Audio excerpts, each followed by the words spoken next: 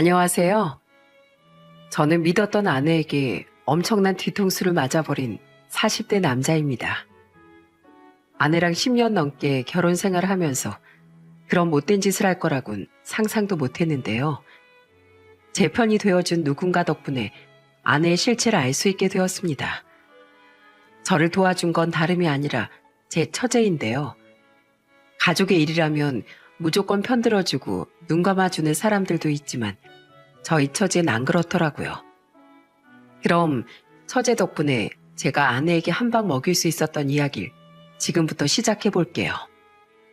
저에겐 1살 터울의 남동생과 7살 터울의 여동생이 하나 있습니다. 저와 남동생은 나이 차이가 많이 나는 여동생을 정말 많이 예뻐했어요. 초등학생 시절 한창 또래 남자애들과 자전거도 타고 축구도 하며 놀아야 할 시기인데도 저랑 남동생은 여동생을 놀이터에 데려가 소꿉놀이를 같이 해주곤 했어요. 여동생이 그 조그만 손으로 조물조물 흙장난을 하는 그 모습이 너무 귀여웠거든요. 여동생이 화장놀이를 한다고 하면 서로 얼굴을 먼저 내어주겠다고 티격태격하기도 했어요. 수진아, 형 말고 나한테 해. 내가 형보다 코가 오똑하잖아. 그건 아니지. 내가 눈도 더 부리부리하고 코도 더 날렵한데? 뭐야, 그럼 둘이 가위바위보 해. 이기는 사람 먼저 해줄 거야. 저랑 남동생은 립스틱을 칠해달라고 입술을 쭉 내밀기도 하고 여동생이 머리를 고무줄로 요상하게 묶어놔도 불평 한 번을 하지 않았어요. 오빠로서 여동생 즐거워할 수만 있다면 뭐라도 다 해줄 수 있을 것 같았거든요.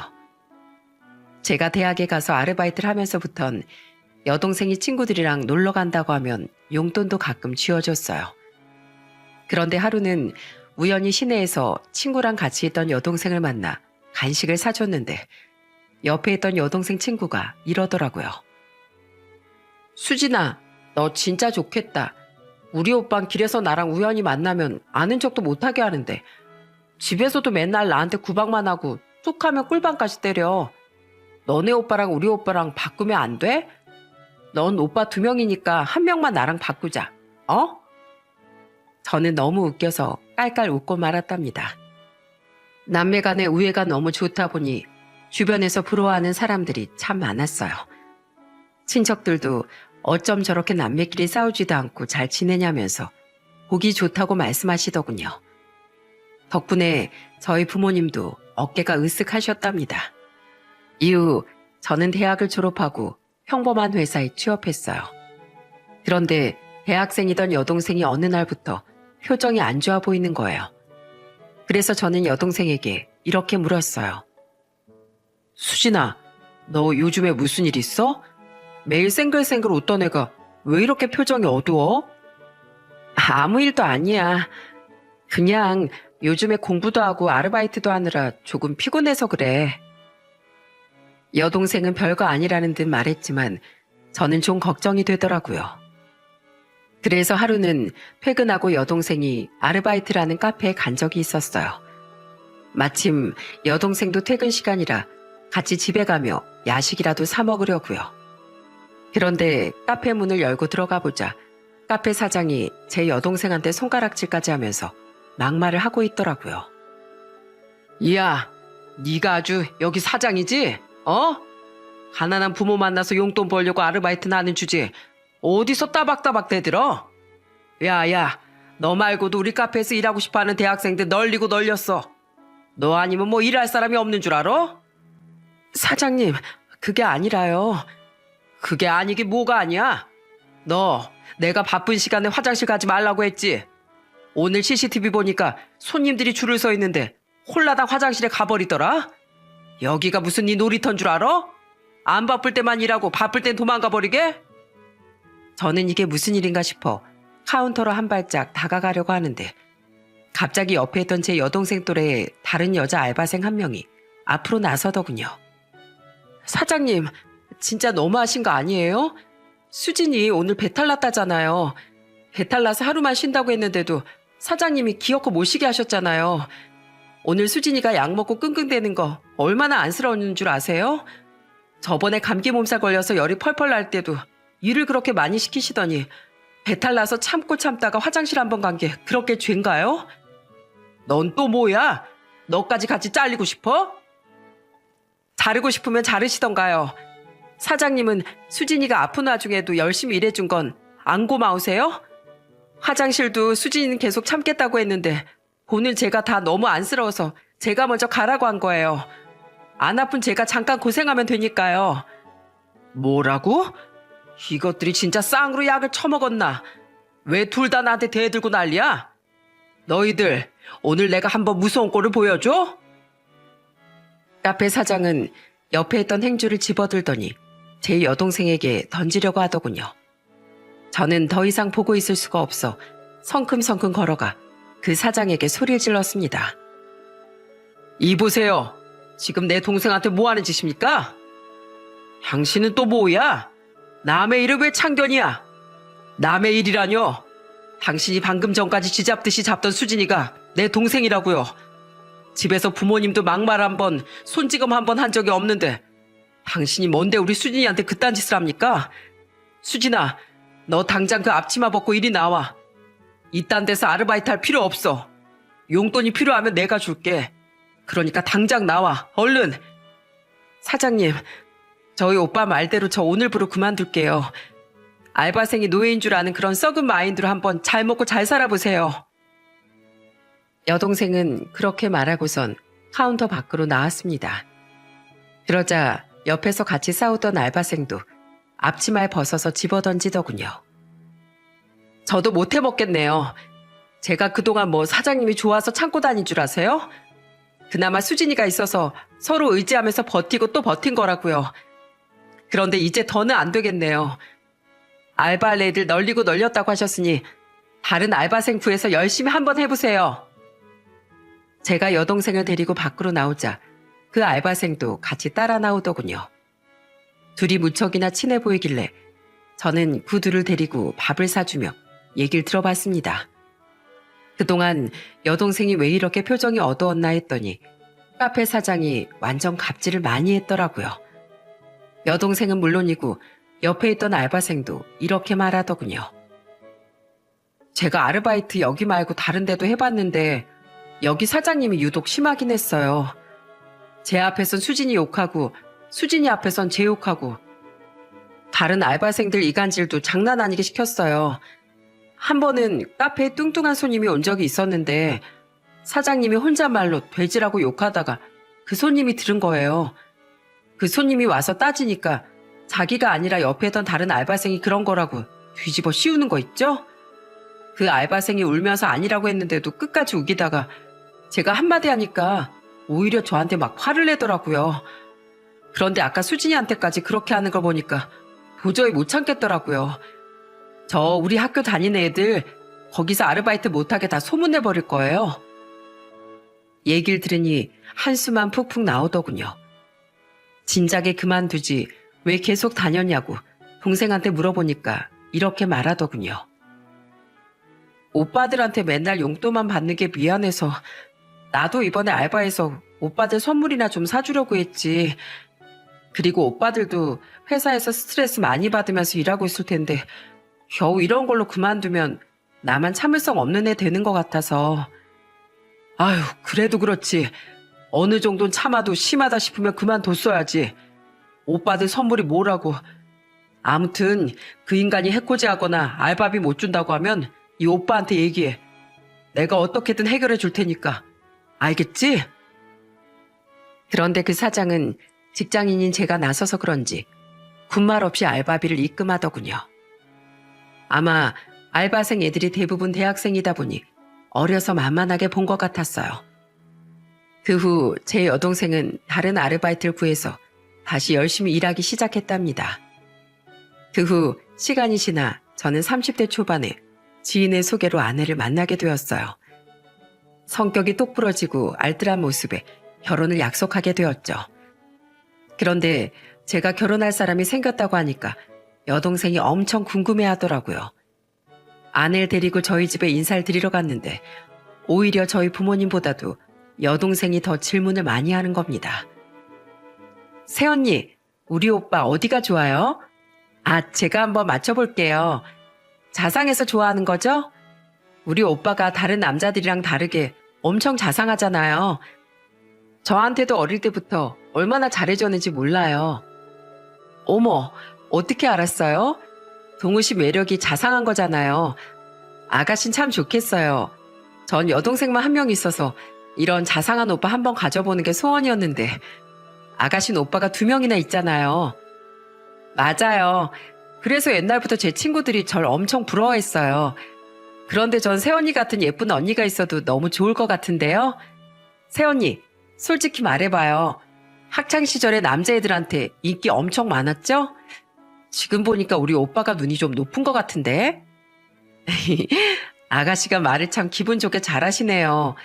제 동생도 아가씨를 반만 닮으면 참 좋을 텐데 제 동생은 빈말로라도 저한테 칭찬 한마디를 한 적이 없거든요.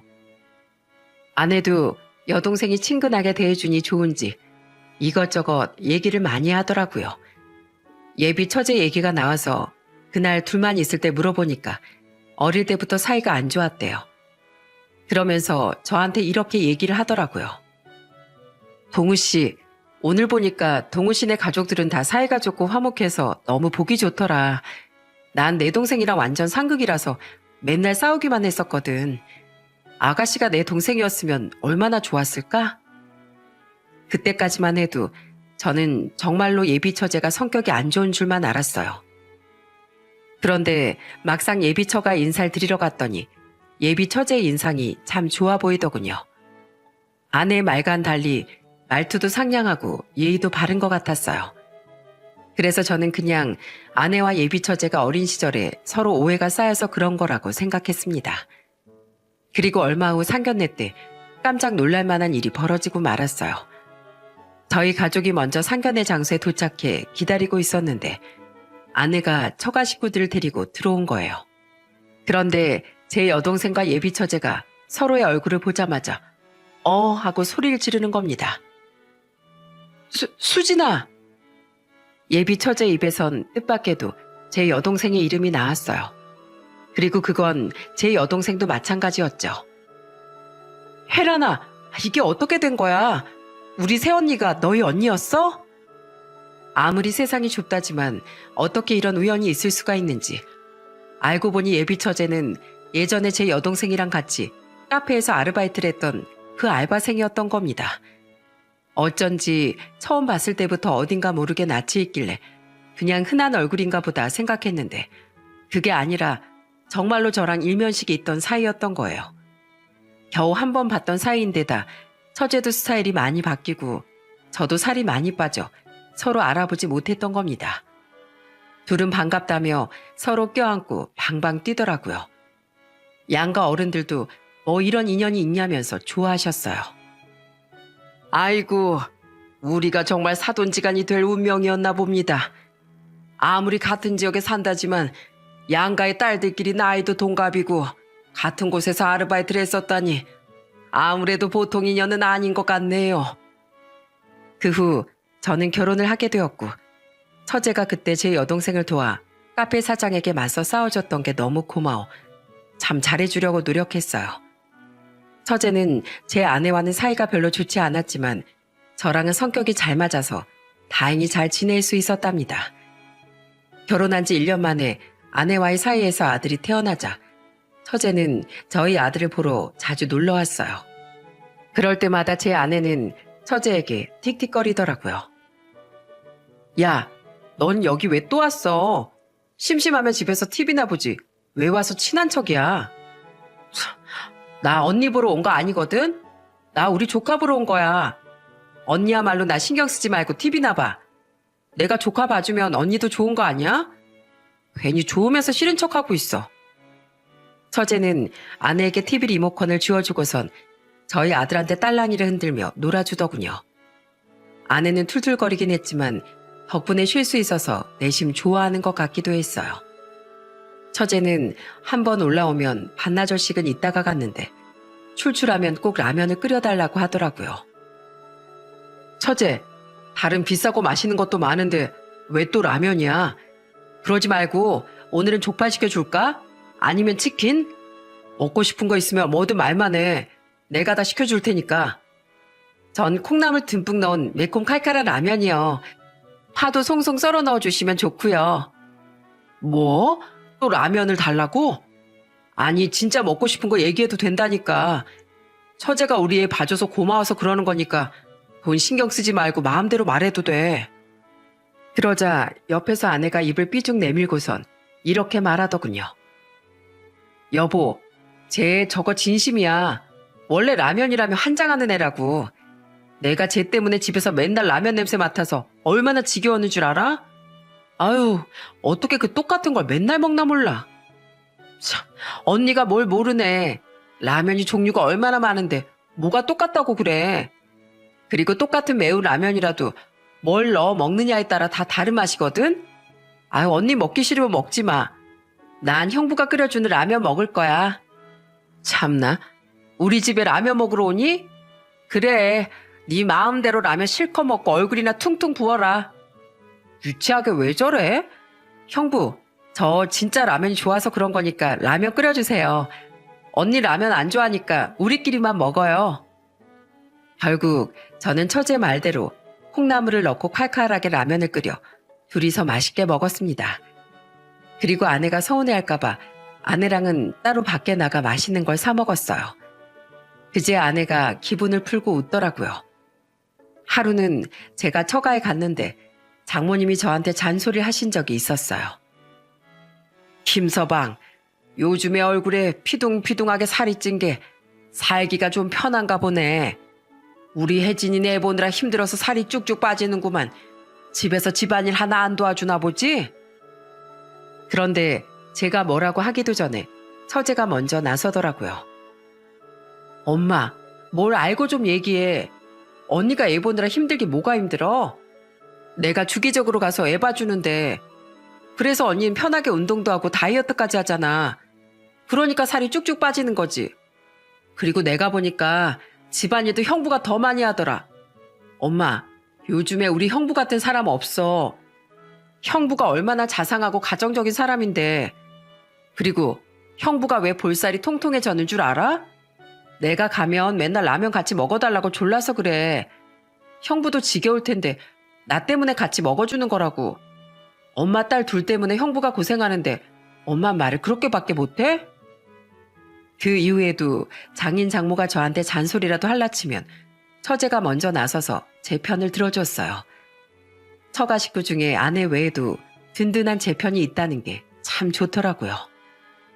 아내는 제가 처제랑 사이가 좋으니 조금 질투하는 듯 했지만 저는 아내도 같이 친해질 수 있게끔 노력을 많이 했어요. 이제 성인이 됐으니 좋게 좋게 풀자면서요. 다행히 아내도 점점 처제랑 사이가 좋아지는 것 같더군요. 아내와 결혼한 지 3년쯤 됐을 땐 둘째 아들도 낳게 되었어요. 아내는 처제한텐 살살 맞았지만 저와 애들한텐 참 잘했답니다. 유난이다 싶을 정도로 애들한테 지극정성을 다했어요. 하루는 자꾸만 택배가 오길래 아내한테 물어봤더니 이렇게 대답하더라고요. 아무래도 육아 공부를 더 해야 할 것 같아서 육아책 좀 많이 샀어. 첫째 때 멋모르고 키웠는데 둘째 때부턴 대충 하면 안 되겠다는 생각이 들더라고. 아내는 육아에도 열심이었지만 일 욕심도 많았어요. 그래서 둘째를 낳고 출산 휴가가 끝나자마자 회사에 복직을 했답니다. 결국 가까이에 사는 저희 엄마가 저희 집에 왔다 갔다 하면서 애들을 봐주게 되었어요. 아내는 저희 엄마한테 늘 감사하다고 얘기를 하더라고요. 어머님, 너무 감사해요. 저 애들한테 1등 엄마가 되고 싶은데 꼴에 또 일 욕심은 많아서 애들 옆에 하루 종일 같이 있어주지 못하는 게 너무 미안했거든요. 그런데 어머님 덕에 평일엔 일에 집중하고 평일에 아낀 에너지로 주말엔 애들한테 온 정신을 쏟을 수 있어서 얼마나 감사한지 몰라요. 어머님 아니었으면 전 아마 일도 육아도 제대로 못했을 거예요. 좋은 엄마가 되기 위해 노력하고 매사에 감사해 하는 아내를 보며 참 결혼 잘했다는 생각이 들었어요. 영원히 이대로만 지낼 수 있다면 더 바랄 게 없다고 생각했죠. 그러던 와중에 결혼 10년 만에 경사가 생기고 말았답니다. 아내가 예쁜 딸을 낳게 되었거든요. 아내는 예전부터 딸이 갖고 싶다고 했는데 막상 딸을 낳으니 아들을 낳았을 때보다 훨씬 더 아끼는 것 같더라고요. 특히 이름만큼은 양보를 못하겠다고 하더군요. 여보, 아버님 보고 장명소 가지 마시라고 그래. 내가 예전부터 생각해둔 이름이 있단 말이야. 우리 딸 이름은 무조건 유라로 할 거야, 유라. 그러니까 다른 이름은 절대 안 돼. 유라? 무슨 우리 딸 이름을 당신 혼자 지어. 장명소에서 짓는 게 싫으면 나랑 같이 의논해서 지어야지. 싫어. 난 예전부터 나중에 딸 나오면 유라라는 이름 붙여줄 거라고 계속 생각했었단 말이야. 첫째랑 둘째는 아버님이 지어주신 이름 그대로 썼으니까 이번만 당신이 좀 양보해. 아내가 하도 완강하게 나와 저는 결국 아내의 말대로 딸 이름을 유라라고 지었습니다. 그런데 아내는 점점 딸에 대한 집착이 심해지는 것 같았어요. 저희 아들들이 동생 예쁘다고 막 달라붙어서 뽀뽀를 하려고 하는데 아내가 짜증을 내면서 이러는 거예요. 동생한테 뽀뽀하지 말라고 했지? 동생은 눈으로만 보는 거야. 알겠어? 왜 그래? 애들이 동생이 예쁘면 뽀뽀도 할 수 있지. 당신 딸이라고 너무 예민한 거 아니야? 예민하긴 내가 뭘 예민해. 원래 애기들은 면역력이 약해서 뽀뽀도 함부로 하면 안 된단 말이야. 당신은 잘 알지도 못하면서 왜 날 예민한 사람 취급해? 아유, 나도 그건 아는데 당신이 너무 심하게 뭐라고 하니까 그렇지. 애들한테 내가 좋게 얘기할 테니까 제발 짜증 좀 내지 마. 그것뿐만이 아니었어요. 아내는 매일 애들을 봐주러 저희 집에 오시는 엄마한테 딸을 앉지도 못하게 하는 거예요. 당신 우리 엄마한테 왜 그래? 이럴 거면 첫째랑 둘째도 당신이 다 보던가. 애가 셋이라 혼자서 감당도 못하면서 엄마가 도와주면 고마워해야지. 왜 손녀딸도 못 안아보게 해? 하지만 아내는 계속해서 저희 엄마에게 짜증을 냈고 결국 전 그 꼴을 더 이상 보고 있을 수 없어 엄마한테 더 이상 애들 봐주러 오지 마시라고 했습니다. 그러자 아내는 베이비시터라도 구해달라며 난리를 치더군요. 우리 엄마가 좋은 마음에서 애들 봐주고 있었는데 당신이 싫다며? 싫다고 했으니까 당신이 알아서 애들 봐야지. 난 베이비시터 못 구해줘. 그러니까 정 힘들면 장모님한테 얘기하던가. 하지만 장모님도 바쁘다며 애를 못 봐준다고 하셨고 결국 아내가 저희 엄마에게 사과라고 하루에 몇 시간만이라도 엄마가 봐주시는 걸로 하게 되었답니다. 그래도 전 아내가 힘든 것 같아 집안일은 거의 다 제가 하려고 노력했어요. 그런데 아내는 자꾸만 별것도 아닌 걸로 사사건건 트집을 잡더라고요. 그것뿐만 아니라 심지어는 담배 끊은 지 한참 된 저한테 담배 냄새가 난다면서 자꾸 말도 안 되는 시비를 거는 겁니다. 여보, 담배 핀 손으로 우리 유라 만지지 말라고 했지? 도대체 내가 몇 번을 말해 알아들어? 무슨 소리야? 나 담배 안 피운 지 10년도 넘었는데 왜 생사람을 잡아? 거짓말 하지 마. 손에서 이렇게 담배 냄새가 나는데? 담배 핀 적이 없는데 어떻게 내 손에서 담배 냄새가 난다는 거야? 당신 혹시 코에 이상 있는 거 아니야? 자꾸 이상한 소리 하지 말고 이비인후과 가서 검사나 좀 받아봐. 그뿐 아니라 갑자기 저와 처제의 사이를 의심하기도 했어요. 당신 또 우리 혜란이랑 연락했어? 솔직히 둘 너무 의심스러워. 세상에 어떤 처제랑 형부가 이렇게까지 친하게 지내? 당신 이제 우리 혜란이랑 연락하지 마. 내가 집에도 못 오게 할 테니까 이제 친하게 지내지 말라고. 당신 진짜 왜 그래? 원래 안 그러던 사람이 갑자기 의심병이라도 생긴 거야? 뭐야? 난 처제가 우리 유라 얼굴 보고 싶다고 해서 사진 찍어서 보내줬을 뿐이야. 그렇게 의심되면 처제랑 나랑 대화한 거 쭉 읽어보던가. 갑자기 변한 아내의 모습에 적응이 되질 않더군요. 혹시 이게 말로만 듣던 산후 우울증인가 싶기도 했습니다. 그런데 딸이 10개월쯤 됐을 때 갑자기 아내가 충격적인 얘기를 꺼내더군요. 우리 이혼해. 나 당신하고 더는 못 살겠어. 여태까지 당신하고 성격 안 맞는데도 어떻게든 우리 애들 생각해서 참고 살아보려고 했는데 이젠 나도 더는 못해. 그러니까 당장 나랑 이혼해. 아니, 여태까지 잘 지내놓고 갑자기 이혼이라뇨? 저는 너무 황당해서 아내에게 이렇게 말했습니다. 갑자기 그게 무슨 소리야? 이혼을 하자고? 당신 혹시 뭐 잘못 먹었어? 최근 들어 자꾸 별것도 아닌 걸로 시비 걸고 날 의심하더니 이젠 이혼 얘기까지 꺼내? 그래, 당신도 내가 자꾸 시비 걸고 의심하니까 짜증나잖아. 그러니까 시원하게 이혼하자고. 요즘에 이혼이 뭐 별거야? 내 친구들도 10명 중에 3명은 이혼했더라. 뭐라고? 이혼이 무슨 애들 장난도 아니고 어떻게 이혼이란 말이 그렇게 쉽게 나와? 그럼 우리 애들은 어떻게 할 건데? 내가 유라 데리고 가서 키울 테니까 당신이 첫째랑 둘째 데려가면 딱 되겠네. 어차피 첫째랑 둘째는 어머님이 키워주셔서 나 없어도 상관없잖아. 그걸 지금 말이라고 해? 당신 솔직히 얘기해. 갑자기 이러는 이유가 대체 뭐야? 혹시 남자라도 생겼어? 미친 거 아니야? 왜 생사람을 잡아? 이것 봐. 내 얘긴 듣지도 않고 다짜고짜 남자 있다고 의심부터 하잖아. 내가 이런 사람이랑 어떻게 평생을 살겠어? 아무튼 난 내 의견 얘기했으니까 당신은 이혼 서류에 도장이나 찍어. 알겠어? 아내는 그렇게 말하고선 막내딸을 안고 친정으로 가버렸습니다. 저는 갑작스런 상황에 너무 황당해서 말도 안 나오더군요. 하지만 전 성격 차이라는 아내의 말을 납득할 수 없었어요. 딸이 태어나기 전까지만 해도 누구보다도 화목한 가정이라고 생각했거든요. 그런데 아내는 제가 이혼을 안 해주자 이혼 소송까지 걸더군요.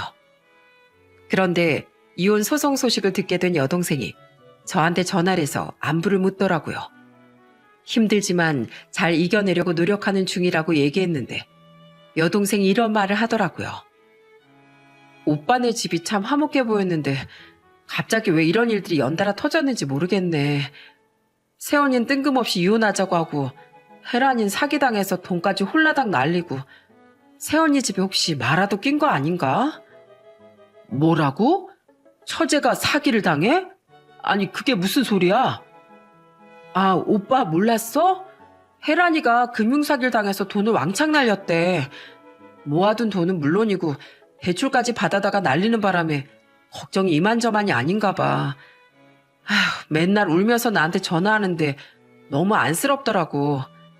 혜란이네 가족들은 못 도와준다고 하고 나도 수중에 큰 돈이 없어서 도와줄 수가 없네. 오빤 세연이랑 이혼 소송 중이라 혜란이가 얘기 안 했나 보다. 저는 처제가 금융사기를 당해 힘들어하고 있다는 사실에 너무 걱정이 되더라고요. 아내랑 이혼 소송 중이긴 했지만 처제랑 워낙 친하기도 했고 저희 가족한테 그동안 잘했던 게 있어서 외면하기가 어려웠어요. 그래서 저는 큰맘 먹고 제가 할 수 있는 한 처제를 도와주기로 했죠. 며칠 후 처제를 따로 불러내 이렇게 얘기했어요. 처제, 우리 수진이한테 들었는데 얼마 전에 사기를 당해서 큰돈을 잃었다며? 그렇게 힘든 일이 있었으면 나한테라도 진작 얘기하지 그랬어. 처제, 내가 많이는 아니지만 그래도 3천만 원 정도는 도와줄 수 있을 것 같아. 이거면 대출은 갚을 수 있는 거지? 그러자 처제는 깜짝 놀란 눈으로 저를 쳐다보더라고요. 형부, 이렇게 큰 돈을 저한테 주시겠다고요? 아니에요. 저 이 돈 못 받아요. 게다가 우리 언니랑 이혼까지 한다면서요. 그런데 제가 어떻게 이걸 받아요? 아니야. 이혼이랑은 상관없이 처제랑 그동안 친하게 지낸 정이 있는데 이 정도는 해줘야지. 그러니까 사양하지 말고 받아. 그러자 처제는 고맙다며 제 앞에서 눈물까지 보이더군요. 저는 처제에게 부담 갖지 말고 나중에 형편이 나아지면 그때 천천히 갚으라고 했어요. 처제가 그동안 우리 애들 봐주고 잘해준 거 생각하면 그 정도는 충분히 해줄 수 있었거든요. 그런데 며칠 후 갑자기 처제가 저희 집에 찾아왔어요. 그러더니 무슨 서류 봉투 하나를 저한테 내밀더군요. 형부, 이건 선물이에요. 저한테 아무 조건 없이 3천만 원 빌려주신 거 너무 감사해서 이거로라도 우선 갚으려고요. 저는 어리둥절해하며 서류 봉투를 열어 그 안에 있었던 걸 꺼냈습니다. 그리고 뜬금없는 그 내용물에 깜짝 놀라고 말았어요. 그건 바로 저와 막내딸의 친자 확인 검사 결과지였습니다. 그것도 친자 불일치로 나와 있는 서류였어요. 처제, 이게 도대체 뭐야? 친자 불일치? 나랑 우리 유라랑 친자 관계가 아니라고? 네, 유라 형부 딸 아니에요. 언니가 직장 상사랑 바람 펴서 낳은 아이라고요. 뭐라고? 그게 사실이야? 처제, 자세히 좀 얘기해봐. 이게 도대체 어떻게 된 거야? 제가 그렇게 묻자 처제는 한숨을 푹 쉬며 충격적인 얘기를 시작하더군요. 저도 안 지 며칠 안 됐어요. 며칠 전에 저희 엄마가 휴대폰에 뭐가 잘 안 된다면서 저보고 봐달라고 하시더라고요. 그래서 엄마 휴대폰을 만지고 있었는데 갑자기 언니한테서 문자가 온 거예요. 내용이 좀 이상해서 들여다봤는데 세상에, 엄마는 이미 다 알고 있었더라고요. 언니가 그 직장 상사랑 바람나서 애까지 낳으니까 그 상간남이 와이프랑 이혼하고 언니랑 재혼한다고 했나 봐요. 그런데 제가 알면 형부한테 이를까봐 엄마 아빠만 알고 있고 저한텐 비밀로 한 거였어요. 심지어 그 문자에 상간남이랑 유라랑 친자 확인 검사 결과지 사진까지 있었다니까요. 자, 이거 보세요. 제가 언니랑 엄마랑 문자한 내용이랑 친자 확인 검사 결과지까지 사진으로 다 찍어둔 거예요. 제가 며칠 전에 형부 만났을 때 형부 머리에 뭐 묻었다면서 제가 머리카락을 세게 잡아당긴 거 기억나요? 혹시 유전자 검사가 잘못됐을까 싶어서 한 번 더 확인해 보려고 형부 머리카락을 몰래 가져간 거예요. 그런데 역시나 유란 형부 친딸이 아니었네요. 형부, 아무리 우리 언니라지만 저 이런 거 못 참아요. 형부는 우리 언니가 바람 피우는 줄도 모르고 이혼 소송을 하고 있잖아요. 이거라도 알아야 상간남 소송이라도 해서 위자료라도 받아내죠. 말도 안 돼. 정말로 유라가 내 딸이 아니란 말이야? 어떻게 이럴 수가. 말도 안 되죠? 저도 처음엔 안 믿겨졌어요.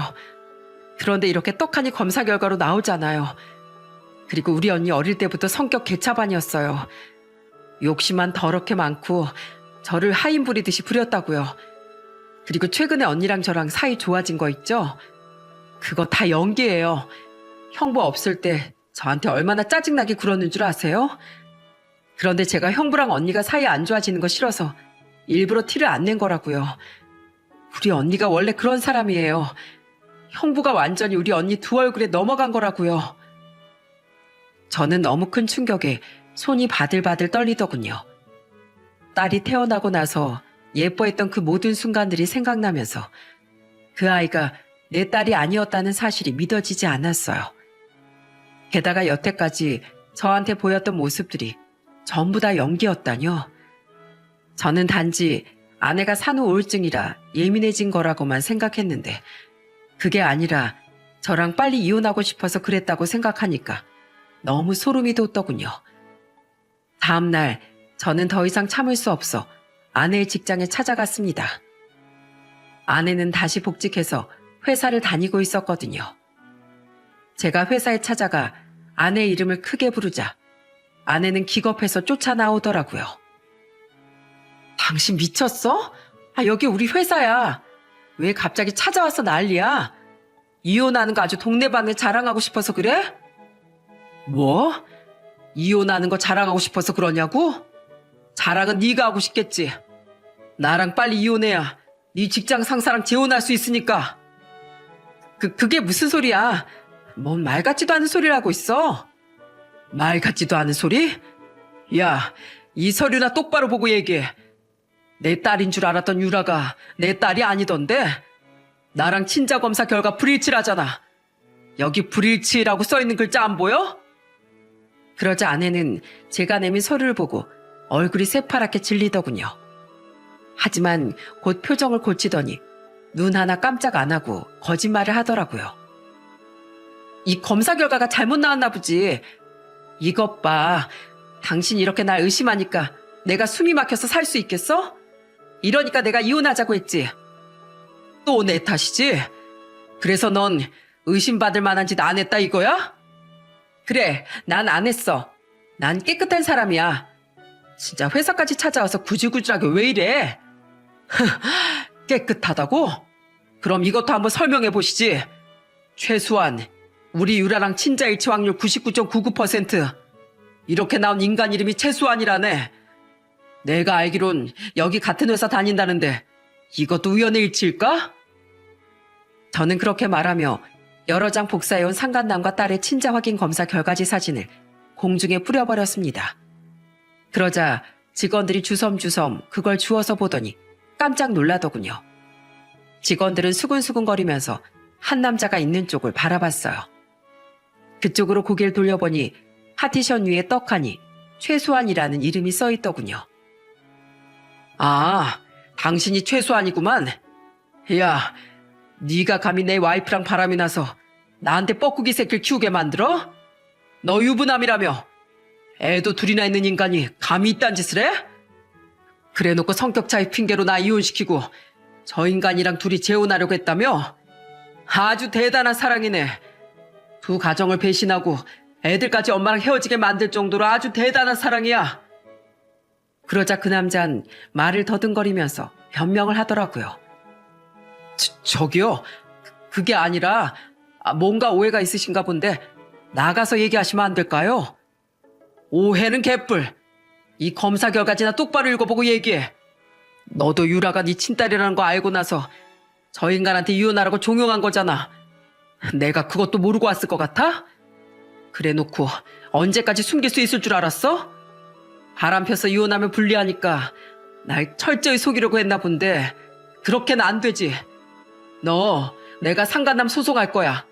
위자료 뜯길 준비나 해. 그런데 그때 사무실 문이 벌컥 열리고 대표로 보이는 사람이 이 광경을 모두 보게 되었습니다. 대표는 이게 대체 무슨 일이냐며 소리를 지르더군요. 그래서 저는 대표에게로 다가가 제가 가져온 검사 결과지 2장을 손에 쥐어주고 이렇게 말했습니다. 안녕하세요. 전 이혜진 씨 남편 되는 사람입니다. 저기 있는 최수환이란 작자가 제 아내와 바람이 나서 뻐꾸기 새끼까지 낳았네요. 이 회사는 일도 안 하고 직원끼리 더러운 짓거리나 하는 집단입니까? 저요. 저 인간들 징계 안 내리면 가만 안 있습니다. 이 회사는 더러운 불륜 짓거리도 눈 감아주는 회사라고 판단하고 소문낼 테니 알아서 하세요. 대표님이시니까 어떤 게 현명한 판단일진 잘 아시겠죠? 그러자 대표는 얼굴이 시뻘개져선 아내와 상간남에게 소리를 버럭 지르더군요.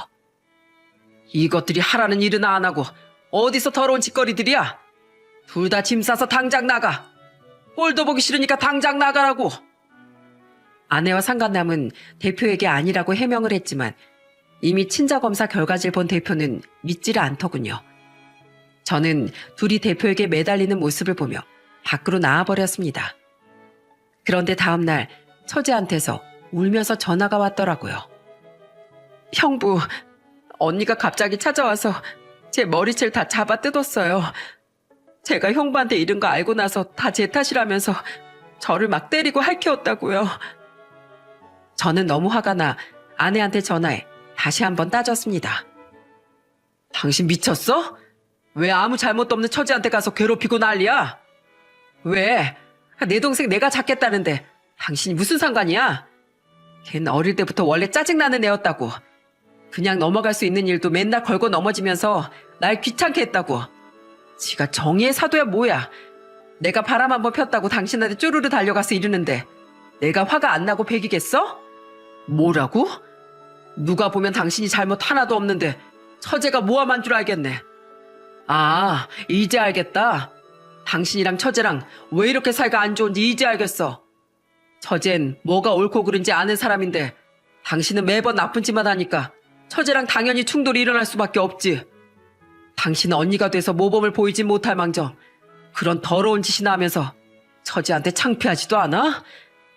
그리고 당신 내 앞에서만 처제랑 사이 좋아진 척하고 뒤에선 틱틱거리면서 괴롭혔다며? 당신 이제 보니까 연기가 아주 천만 배우 저리 가라다. 이참에 아예 회사 그만두고 연기자나 하지 그래? 10년 넘게 같이 산 나도 속였으니 다른 사람들은 더 속이기 쉬울 거 아니야? 안 그래도 사장님이 나가라고 난리거든? 그러게 왜 회사에 찾아와서 그 난리를 쳐? 바람 피운 거 알았으면 우리 둘이 조용히 해결하면 되잖아. 왜 사람들이 다 있는 데서 창피해 주냐고. 직원들이 우리만 보면 수군거리고 욕하는데 내가 진짜 쪽팔려 죽겠단 말이야. 그러게 쪽팔릴 짓을 하지 말았어야지. 어디 할 짓이 없어서 다른 놈 애를 낳아다가 내 집에서 키워? 그래놓고 아무 잘못도 없는 척 내 성격이 이상해서 이혼하는 척 쇼를 했다 이거지? 그런데 이거 어쩌냐? 계획은 참 거창했는데 결국은 실패했네.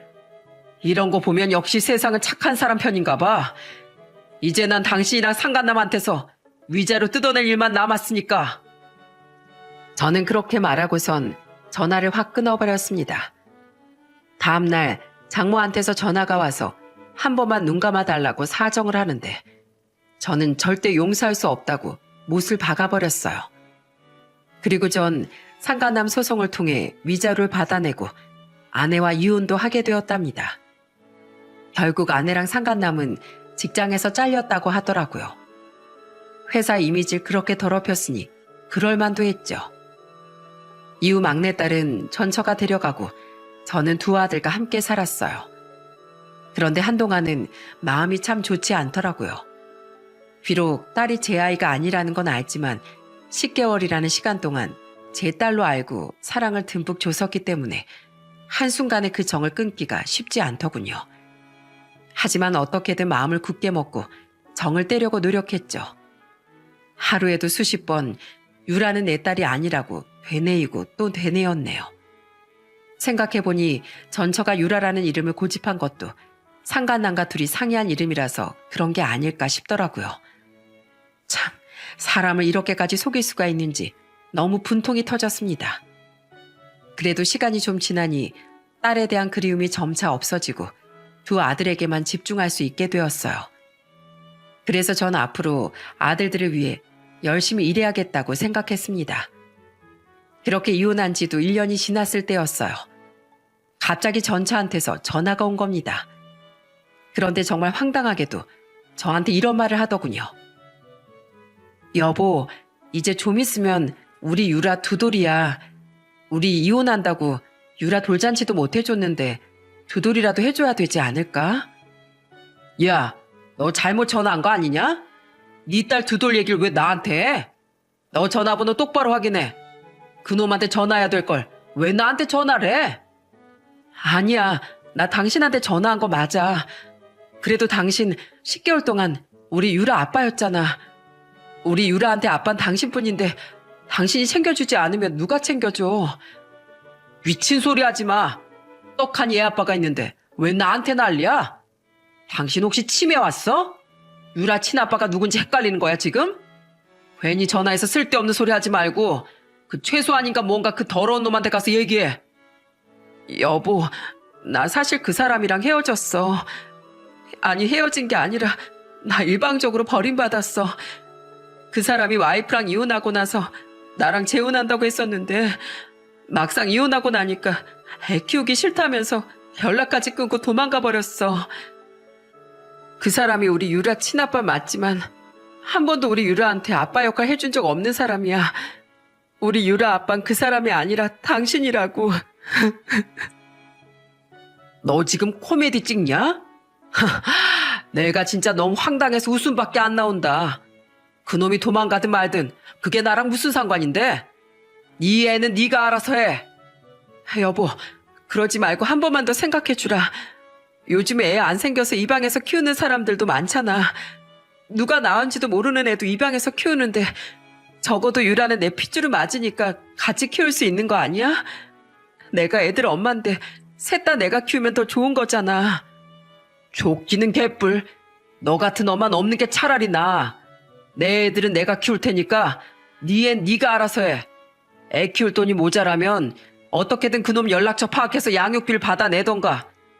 날 속이고 뒤에서 더러운 짓거리까지 안 주지. 어떻게 그렇게 뻔뻔하게 나한테 전화할 생각을 하냐? 너 한 번만 더 네 딸 핑계로 나한테 들러붙을 생각하면 내가 가만 안 둬? 그러니까 전화 끊고 네 딸 잘 키울 생각이나 해. 알겠어? 저는 그렇게 말하고선 전화를 끊어버렸어요. 남의 두 돌 잔치를 저보고 챙겨달라니 정신이 나가도 완전히 나간 거 아닌가요? 정말 황당해서 입이 안 다물어지더군요. 그 후 전처한테선 연락이 없었어요. 저는 평소대로 아들들과 함께 행복하게 지냈답니다. 몇 달이 지나 제 여동생이 결혼을 하게 되었어요. 그런데 결혼식 날 정말 반가운 손님이 찾아왔더군요. 형부, 오랜만이에요. 이제 형부라고 부르지 말아야 되나? 아무튼 우리 수진이 드레스 입은 거 보니까 너무 예쁘네요. 저도 얼른 남자친구 만들어서 결혼해야 되는데. 그 손님은 바로 전 처제였습니다. 전 처제는 제가 이혼한 후 아내와 아예 연을 끊었다고 하더라고요. 아무리 언니라지만 그런 파렴치한 짓을 한 사람하곤 가족으로 지내고 싶지도 않다고요. 저랑도 가끔 연락을 하긴 했는데 전 처제가 제 여동생이랑 친하다 보니 결혼식에 오게 된 겁니다.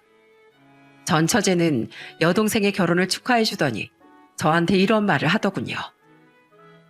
형부, 우리 언니 때문에 그동안 마음고생 많았을 텐데 그래도 얼굴이 좋아 보이는 걸 보니 다행이네요. 앞으로 언니 일은 있고 조카들이랑 행복하게 지냈으면 좋겠어요. 전 언제나 형부 편인 거 아시죠? 끝까지 좋은 말을 해주는 전 처제를 보고 정말 고맙더라고요. 비록 못된 아내를 만나 결혼 생활에 실패했지만 이렇게 좋은 처제를 알게 되어 다행이라는 생각이 들었어요. 제 여동생이 친구이기도 하니 앞으로도 종종 안부 연락 정도는 하면서 지내려고요. 같은 집안에서 이렇게 다른 자매가 나오다니 참 신기하죠? 전 처제한테 얘기를 들어보니 전처는 혼자 애들 키우느라 직장도 못 구하고 고생하고 있다고 하더라고요. 게다가 집에서도 금전적으로 도움을 주지 않아 곤란한 상황인 것 같은데 아주 쌤통이라는 생각이 들었습니다. 불륜하는 인간들의 최후는 늘 비참한 뿐이라는 걸 왜 모르는 걸까요? 유튜브 사연을 듣다 보면 불륜하는 남녀들이 은근히 많은 것 같아요. 오죽하면 불륜 카페도 있다고 하더라고요. 금지된 사랑이니 뭐니 하면서 자기들끼린 예쁘게 포장하고 서로 다독이기도 하는 것 같던데 실상은 배우자를 배신하고 가정을 깨뜨리는 더러운 짓일 뿐이죠. 그런 더러운 짓거리를 하는 인간들이 이 세상에서 싹 다 없어졌으면 좋겠어요. 여러분들도 그렇게 생각하시지 않나요? 그래도 전 처제 덕분에 전처의 불륜 사실을 알 수 있어 정말 다행이었던 것 같아요. 안 그랬으면 위자료도 못 받고 완전히 뒤통수 맞았을 거 아닌가요?